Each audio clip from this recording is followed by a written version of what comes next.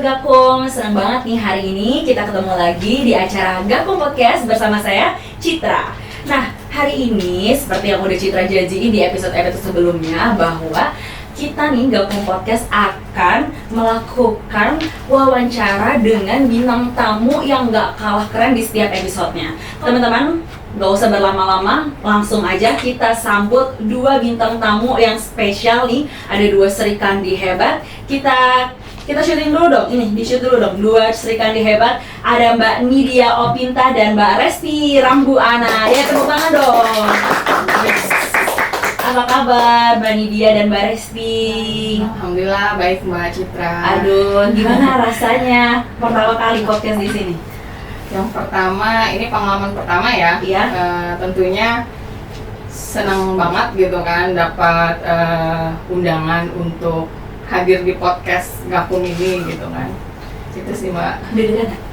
Deg-degan ada pastinya. Saya juga deg-degan loh, ini keren-keren banget loh.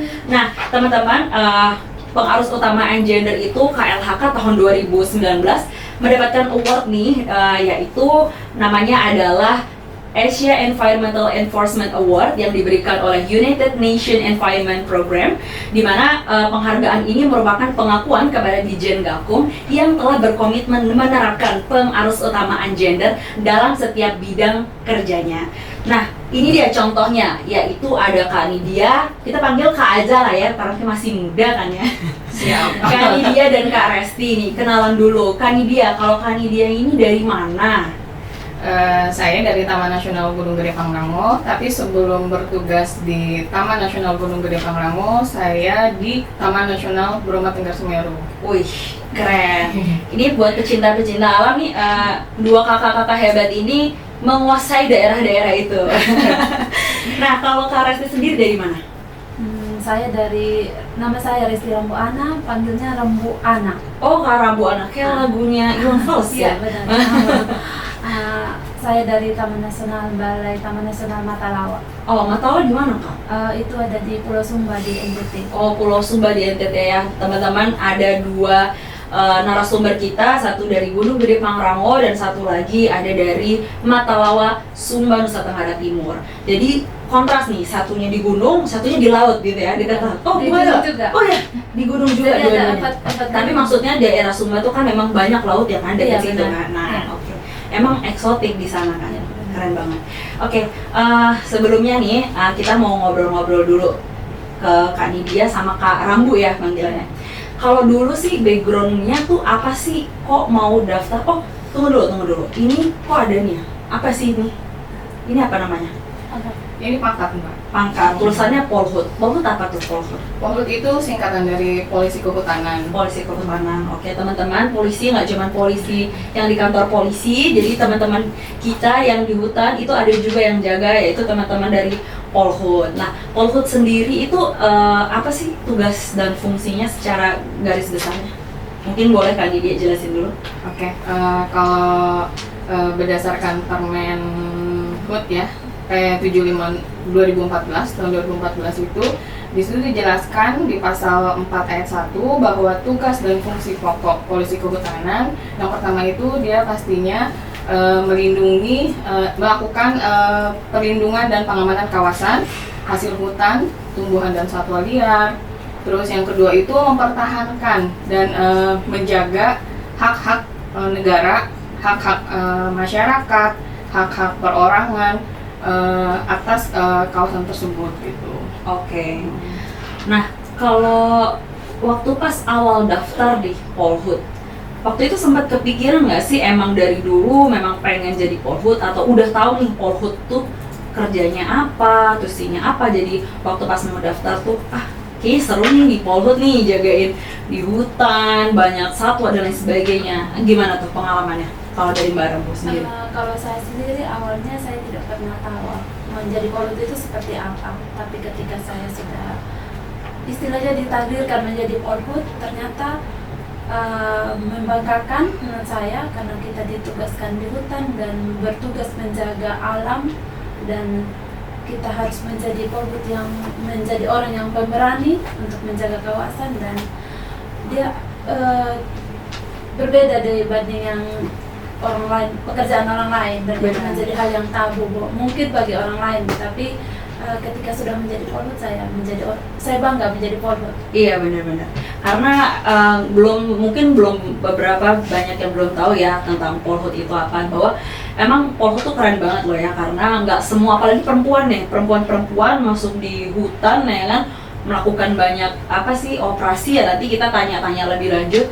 Itu nggak semua perempuan berani ya teman-teman. Jadi Kak Nidia dan Kak Rambu ini beserta teman-teman polhut lainnya itu patut kita apresiasi untuk kerja kerasnya dalam menjaga kawasan hutan kita. Nah, kalau polhut sendiri itu apakah semua jurusan bisa atau ada jurusan tertentu supaya bisa masuk polhut? Ini mungkin buat teman-teman yang punya jiwa adventure, jiwa alamnya tuh yang tinggi, mungkin tertarik nih mau nanti daftar polhut, mungkin bisa diinfokan tuh ke teman-teman apa aja syarat-syaratnya jadi polhut, mungkin backgroundnya apa dan sebagainya, mungkin bisa dijelaskan. Kalau untuk formasi menjadi polhut itu yang pertama mungkin backgroundnya itu dari bidang kehutanan ya, entah itu dari lulusan perguruan tinggi yang ada kehutanannya ataupun dari setingkat SKMA, kan ada SMK kehutanan ya. SMK ya, backgroundnya jadi memang dia punya dasar di bidang kehutanan gitu. Oke. Jadi teman-teman nih, apalagi yang mungkin baru mau lulus SMP atau mungkin SMA dan berniat pengen jadi polhut, mungkin bisa nanti kuliahnya masuk ke jurusan yang ada hutan-hutannya nih. Banyak ya, ada Ilmu hukum juga bisa. ilmu hukum juga bisa. Ya. Jadi teman-teman nggak semuanya dari kehutanan bisa, ternyata dari ilmu hukum juga bisa. Nah, kemudian kalau misalkan jadi polhut perempuan itu banyak nggak sih yang jadi polhut perempuan atau hanya nggak banyak gitu? Gimana? Mau dari Rambu, mau dari Terserah mau dari, mungkin kan beda nih ya kalau di TN Matalawa dan di Gunung Gede. Nah, kalau di Matalawa sendiri banyak nggak ada polhut perempuan? Kalau untuk TN Matalawa kebetulan kami baru berempat untuk sampai tahun 2023 ini.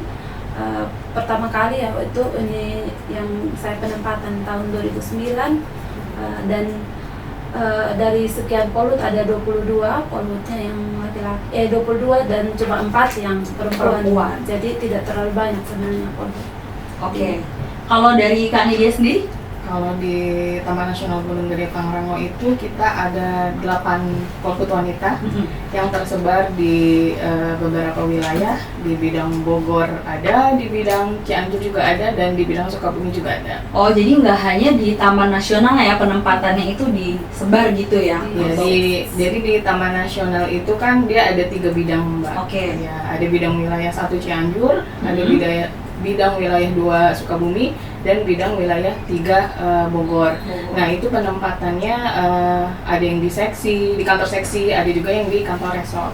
Oh, oke. Sama juga berarti yang di Matalawa? Di 3 seksi yang ada. Oke. Ada juga yang ini, Mbak, yang di kantor balai. Oh, di Kantor balainya balai. ya? Oke. Nah, kalau kita lihat tuh kan polhut pekerjaan yang membutuhkan stamina gitu ya, stamina yang tinggi, kemudian manly sekali gitu ya, maskulin gitu, dan lekat dengan laki-laki nih untuk menjadi polisi gitu ya. Nah, kalau teman-teman polhut perempuan yang ada di TN khususnya ya, di tempat Mbak Nidia dan Mbak Rambu itu berada, itu apa sih tugasnya biasanya yang dikerjakan sehari-hari, atau mungkin ada kegiatan-kegiatan yang biasa dilakukan? Kalau dilihat dari tupoksi polhut itu kan memang polhut itu dia ada 3 bentuk kegiatan ya, Mbak. Ya. Ada preemptif, ada preventif, sama ada represif gitu kan. Oke. Kalau saya lebih sering sosialisasi, terus kegiatan untuk preemptifnya. Oke. Terus ada preventifnya kayak patroli, penjagaan pos jaga gitu. Oh. Dan mungkin di luar tupoksi juga kadang ada polhut yang memang membantu mendukung administrasi Oke. lainnya gitu, seperti mengurus tiket masuk kawasan gitu, untuk itu PNBP gitu. Oh ya, masuk ke PNBP ya. Kalau dari TN Matalawa sendiri untuk kegiatan-kegiatan yang dilakukan polhut wanita khususnya? Kalau untuk kami di Matalawa, tugas-tugas yang dilakukan yang untuk di seksi melakukan patroli sama, terus sosialisasi juga, terus ada kegiatan monitoring juga kadang. Jadi tidak hanya Polhut itu tidak hanya menjadi Polhut itu sendiri tugasnya, tapi ada tugas lainnya tergantung kondisi kebutuhan organisasi itu sendiri. Ketika diperlukan menjadi bendahara, akhirnya kami menjadi bendahara dan bendahara di bagian keuangan, dan kebetulan kami diperlukan di bagian yang lainnya, ya harus siap ya, karena memang mungkin jumlah Polhut wanita sendiri juga nggak banyak ya. Oke.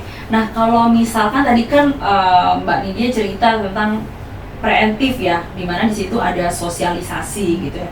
Nah, bentuk sosialisasi itu apa sih? Sosialisasinya tuh seperti apa, terkait tentang apa sih fungsi dan kerja Polhut itu sendiri, atau sosialisasi tentang hal-hal yang memang tidak diperbolehkan, atau yang seperti apa contoh sosialisasinya yang selama ini dilakukan? Kalau sosialisasi yang selama ini kita lakukan, kadang kalau kita patroli aja Mbak, itu kita secara spontan melakukan sosialisasi juga. Ketika kita bertemu dengan masyarakat di sekitar kawasan, kita melakukan sosialisasi, Pak, ayo misalnya ya, Pak, ayo sama-sama kita jaga hutan, karena kan Bapak ini yang dekat dengan kita, sama-sama jagalah biar Bapak masyarakat, kalau itu istilahnya ini Mbak, hutan hijau, masyarakat pun juga hijau gitu kan. Maksudnya sejahtera lah ibaratnya gitu. Jadi memang ada beberapa masyarakat yang masih tinggal di dekat Taman Nasional gitu ya. Kan kita memang Taman Nasional itu kan ada beberapa desa penyangga. Desa penyangga itu yang ada di sekitar kawasan. Ya, ibaratnya kita nitip juga ya sama masyarakat sekitar untuk kita saling menjaga, walaupun memang Polhut sendiri tugasnya adalah menjaga gitu ya. Karena dengan luasan Taman Nasional yang begitu besar, dan kita juga ada mempunyai keterbatasan SDM ya. Jadi tidak mungkin kita menjaga semuanya gitu kan. Jadi kan kita membutuhkan bantuan masyarakat juga, dan kita untuk Polhut itu ada yang namanya masyarakat mitra Polhut. Apa itu masyarakat mitra Polhut? Itu masyarakat yang memang di SK-kan dari balai. Itu ada beberapa nama yang kita ikutkan. Dia ikut menjaga kawasan. Jadi kita libatkan juga setiap ada kegiatan, entah itu patroli atau kegiatan monitoring atau sosialisasi. Jadi kita mengambil masyarakat lokal situ untuk secara langsung terlibat gitu dalam menjaga kawasan gitu. Jadi kalau misalkan ada masyarakat yang nggak di dalam SK tapi dia punya keinginan nih, ibaratnya volunteer pengen jadi ikut dalam kegiatan-kegiatan Polhut, itu bisa nggak sih? Maksudnya apakah perlu harus bilang ke Polhut, Bu, saya punya keinginan untuk menjaga dan sebagainya, saya juga pengen dong diikut sertakan? Bisa ya? Bisa, jadi volunteer gitu. Dan kebetulan di tempat resort saya bekerja itu memang ada beberapa volunteer di situ yang ikut berperan juga dalam menjaga kawasan. Dan ikut membantu kita juga setiap ada kunjungan. Jadi kunjungan di kita itu kan di Resort Bodogol itu ada pusat yang namanya Pusat Pendidikan Konservasi Alam Bodogol. Nah, kita sering melakukan sosialisasi juga, kunjungan gitu. Nah, dengan keterbatasan personil petugas di Resort Bodogol, dan volunteer itu ikut membantu gitu. Jadi memang secara tidak langsung dia juga ikut belajar juga bersama kita gitu.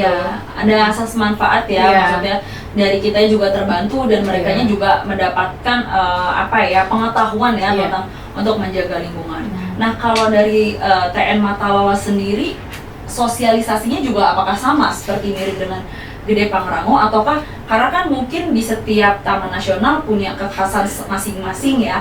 Nah, apakah sama juga dengan yang TN Gede Pangrango? Ya, mirip, tapi ada satu lagi mungkin yang MPA, Masyarakat Peduli Api. Di situ masyarakat kita bisa libatkan untuk bagaimana membantu ketika terjadi kebakaran, dan mereka juga dibikin jadwal posko. Jadi mereka punya jadwal kapan waktunya mereka harus menjaga dan ikut memantau ketika terjadi kebakaran. Itu selain MMP tadi yang disampaikan dia, ada juga MPA. Terus selain itu juga mungkin ada sosialisasi yang kita lakukan selain ke masyarakat itu sendiri. Kita juga melakukan sosialisasi ke sekolah-sekolah yang ada di sekitar kawasan, karena di Matalawa ada 54 desa yang ada di sekitar kawasan. Jadi di situ kami berusaha supaya mereka sadar memberikan pengetahuan bahwa betapa pentingnya kawasan Taman Nasional itu sendiri. Oh, tapi mereka yang anak-anak itu excited ya, maksudnya Iya, kayak sangat. senang ya? Iya.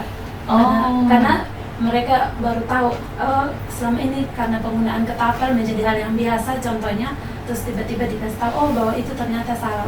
Betapa pentingnya burung itu, salah satu yang disampaikan, ternyata fungsi si burung ini untuk menyebar bibit. Nah, mereka baru tahu setelah disampaikan. Masih banyak ya yang menggunakan ketapel untuk memburu ya? Iya, ketapel untuk anak kecil. Anak kecil, untuk yang untuk burung kan biasanya burung, ya? Benar.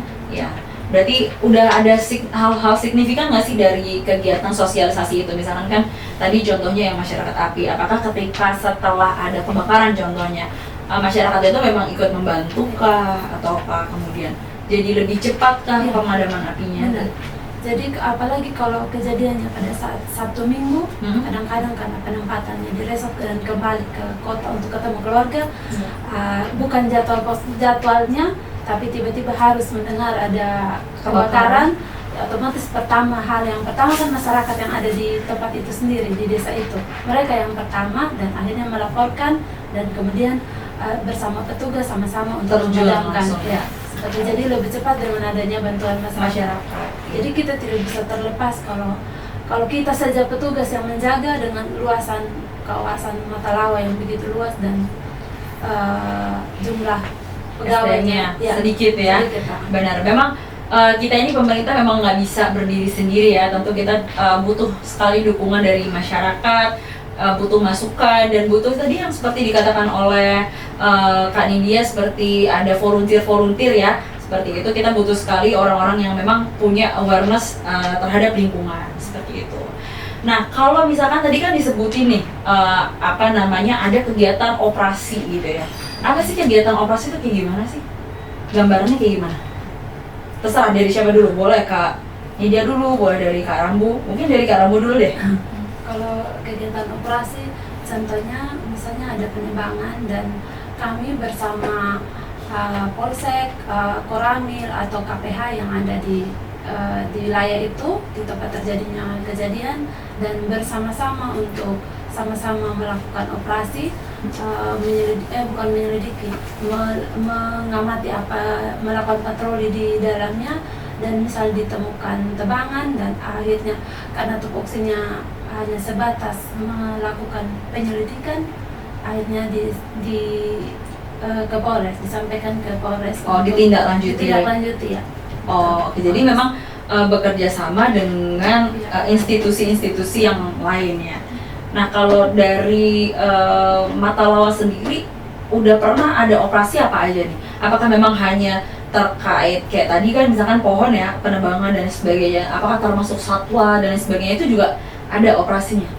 Kalau di Matalawa sejauh ini masih penebangan pohon dan illegal logging. Illegal logging masih cukup banyak ya di sana. Illegal logging kan juga mempengaruhi satwa yang ada, artinya bisa berpengaruh ya, berpengaruh pada satwa yang ada di Taman Nasional. Jadi dengan adanya kerjasama yang baik dengan pihak yang lain, akhirnya bisa membantu untuk melakukan tindak pidana, bisa secara kita dengan sanksi adat atau bisa kita langsung tadi itu dimasukkan dalam penjara sampai pengadilan. Ya, tapi memang butuh proses ya dan penelahan lebih panjang lagi ya, nggak bisa langsung ujung-ujung masuk penjara, tapi kan memang harus ada proses-prosesnya, apakah harus diselesaikan secara adat saja cukup dan lain sebagainya, mediasi dan lain sebagainya, mungkin seperti itu ya.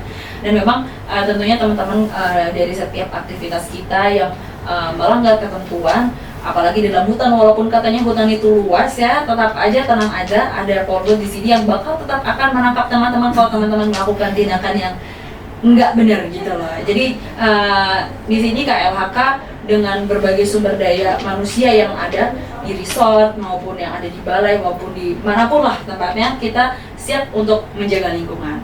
Nah, kalau dari TN Gede Pangrango sendiri, operasinya operasi dalam bentuk apa tuh? Ada operasi patroli gabungan, Mbak. Jadi kita targetnya kadang perburuan ya. Jadi ada perburuan satwa gitu. kurang lebih ya sama seperti Rambuana gitu kan. Cuma mungkin kasusnya di setiap wilayah mungkin punya beda-beda kasus ya. Ada yang penebangan ilegal, terus ada juga yang perburuan satwa, terus ya pokoknya ada banyak berbagai macam gangguan kawasan lainnya lah gitu. Antisipasi kita dari adanya gangguan kawasan gitu.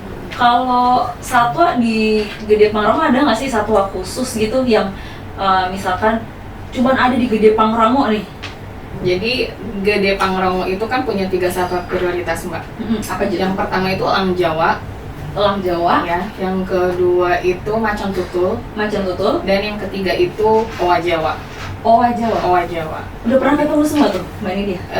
Owa Jawa yang sering kalau patroli sama elang sih. Oh, sama elang. Iya, Tapi sama macan elang tutul Jawa. belum ya? Kalau macan tutul belum. Tapi pernah sih ada pengalaman mahasiswa yang penelitian yang memang sedang meneliti macan tutul, itu bertemu langsung dengan macan tutul itu sendiri. Tapi di situ saya bisa jadi ini sih Mbak, maksudnya keberadaan si predator itu di Taman Nasional Gunung Gede Pangrango itu masih ada gitu, dan itu patut kita jaga, kita lestarikan gitu, karena kan itu kalau di ini kan itu jadi ekosistem ya Mbak ya.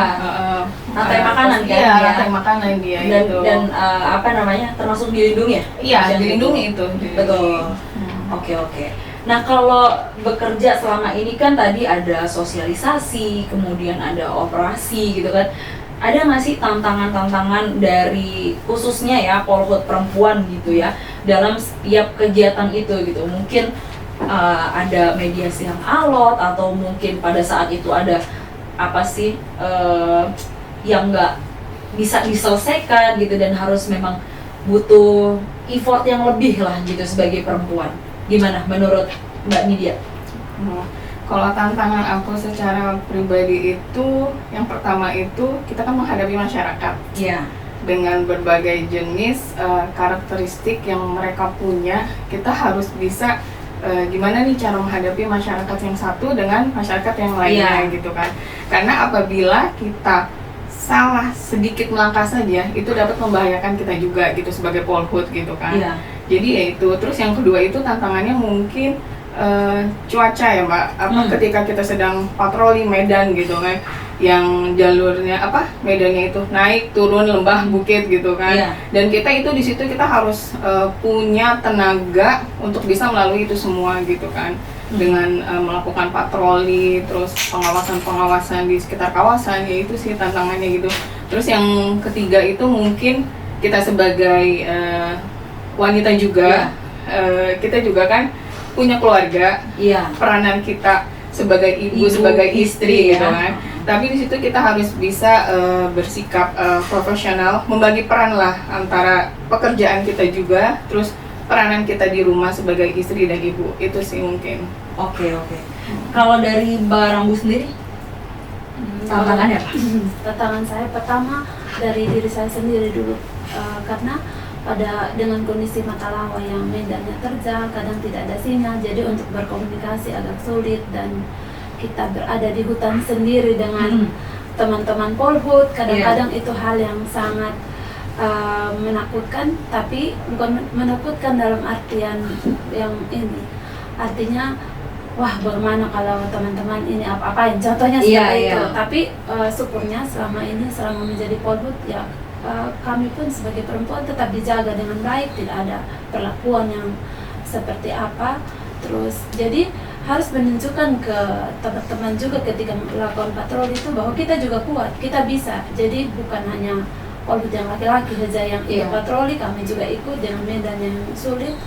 Terus selain itu juga tadi seperti ini dia mungkin meyakinkan keluarga kami, karena istri saya ini seorang Polhut, jadi harus dia juga suami saya harus menyelesaikan ketika menjadi perempuan Polhut ya, dia harus ready ya. Ketika memang ada panggilan operasi harus siap. Kalau operasi itu berapa lama sih kira-kira? Tergantung ininya Mbak, tergantung kasusnya juga. Gitu. Oh, bisa sampai malam gitu, pernah nggak nginep di hutan? Nginep gitu? di hutan iya. Oh gitu ya? Berkemah di hutan gitu kan. Iya, seru nggak? Sebenarnya pekerjaan POHUT itu seru ya Mbak kalau menurut saya gitu kan. Kita banyak menemukan sesuatu hal yang baru, terus pengalaman baru, dan di situ kita banyak belajar juga gitu. Nah, kalau misalkan dari pengalaman yang tadi diceritakan, ada nggak yang paling menarik deh menurut Mbak Nidia dan Mbak Arambu yang apa sih masih terkenang gitu sampai sekarang? Mungkin aduh alot banget nih ngomong sama masyarakat sampai harus wah gimana lah gitu. Ada nggak satu momen yang terkenang selama menjadi POHUT sampai sekarang? Kalau saya ketika patroli, ketika saya masih bertugas di Taman Nasional Bromo Tengger Semeru ya Mbak. Iya. Itu ketika saya patroli pas erupsi Bromo tahun 2010 ya, itu kalau nggak salah 2010. Jadi ketika saya patroli itu di lautan pasir itu dekat Bromo, jadi tiba-tiba Pasir berbisik itu bukan? Iya benar, pasir berbisik. Iya, iya. Pasir berbisik itu jadi ketika waktu itu saya sama kepala seksi Pak Tatak sama rekan-rekan lain POHUT lainnya sedang patroli, tiba-tiba ada erupsi Mbak. Iya. Terus kita dengan serentak itu langsung lari menuju mobil patroli yang jaraknya mungkin sekitar 10 meteran kali ya, kalau nggak salah itu 10 meteran. Jadi kita berlari menyelamatkan diri gitu kan. Dengan abu yang Iya, banyak. dengan abu yang banyak gitu kan. Dimana di situ ya kita ya harus berusaha menyelamatkan diri kita juga sendiri gitu kan. Selain itu tugas kita juga gitu kan. Jadi itu sih yang paling berkesan kalau yang di Bromo. Terus kalau yang di Gede Pangrango itu banyak sih yang kita lakukan selain patroli juga. Terus ada pendampingan translokasi owa Jawa gitu kan. Jadi apa translokasi owa itu maksudnya? Jadi kan di Resort Bodogol itu kan kita ada Javan Gibbon Center, pusat rehabilitasi owa Jawa gitu kan. Okay. Nah, mungkin nanti Adito ditampilin kali ya owa Jawa tuh kayak gimana supaya teman-teman nanti tahu nih owa Jawa. Oke, owa Jawa itu jenis primata. Oke, primata ya. Jenis primata yang dia memang mungkin dari segi bentuk itu unik ya, dan mungkin banyak orang juga yang memelihara itu karena keunikan lucu gitu, kayak boneka mungkin gitu kan. Iya. Tapi di situ kita juga bisa sosialisasi tentang kalau misalkannya itu jangan pelihara owa Jawa inilah gitu, karena kan dia salah satu satwa yang dilindungi juga gitu kan. Iya. Jadi waktu itu saya pendampingan translokasi owa Jawa yang dari Aspinal dipindahkan ke pusat rehabilitasi owa Jawa untuk direhabilitasi, terus dijodohkan nantinya supaya berkembang biak ya. Iya, berkembang biak dan banyak ya. lagi populasinya gitu. Seru nih. Kalau dari Mbak Rambu gimana?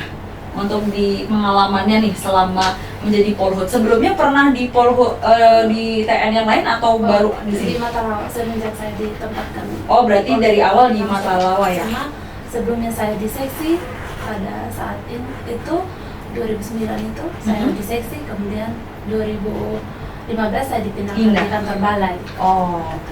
Nah, kalau Kak Rambu sendiri apa yang paling berkesan? Pengalaman yang paling saya ingat waktu di seksi waktu itu patroli sama waktu itu ada masyarakat mengambil air dalam kawasan, dan ketika kami pulang dari patroli itu masyarakat itu menghadang kami, mengepung salah satu desa itu mengepung kami dan berteriak-teriak, kenapa kami dilarang mengambil air saja susah, ini adalah daerah kami, kalian siapa? Seperti itu yang mereka sampaikan. Dan di saat itu semua kepala seksi tadi sama teman-teman turun, saya cuma di mobil sendiri.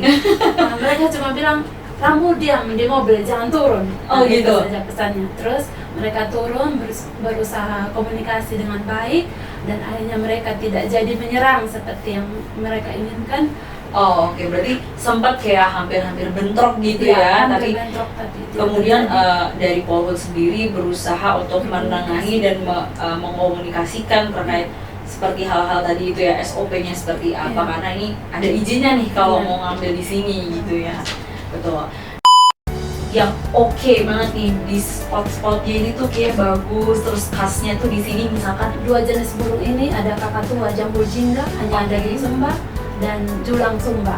Itu dua yang ikon yang ada di Tabanes. Nah, selain itu potensi lain yang ada air terjun yang walaupun aksesnya sulit, tapi ketika sudah berada di sana kita akan puas menikmati dan seperti Bagus kita ya.